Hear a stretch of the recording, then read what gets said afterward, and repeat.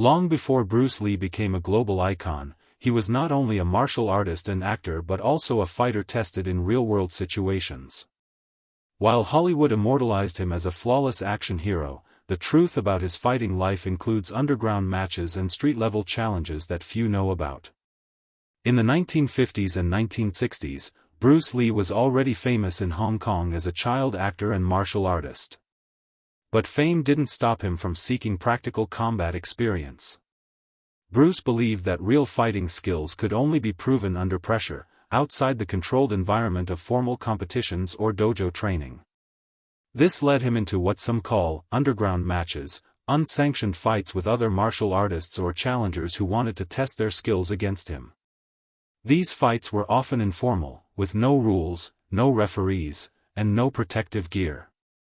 They could happen in backyards, gyms, or secluded streets. Witnesses report that Bruce Lee's opponents were sometimes much bigger or more experienced, but Bruce's speed, agility, and precise techniques consistently gave him the upper hand. Unlike choreographed movie fights, these encounters tested his reflexes, timing, and ability to adapt instantly to real combat. Bruce Lee himself rarely boasted about these fights, believing that true martial skill doesn't need to be proven for ego's sake. His underground matches were less about winning and more about learning, experimenting, and perfecting his philosophy. Many of these experiences directly influenced his later creation of Jeet Kune Do, a martial art emphasizing efficiency, adaptability, and personal expression in combat.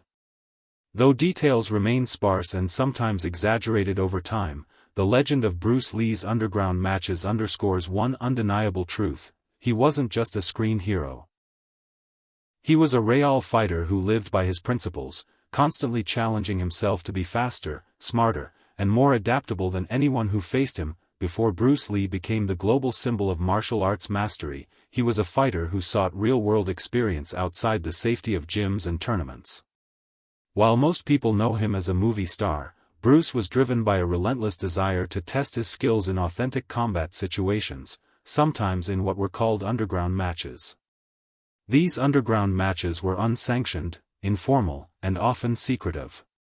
They took place in gyms, back alleys, or private spaces where martial artists could test their skills against one another without rules, referees, or protective gear.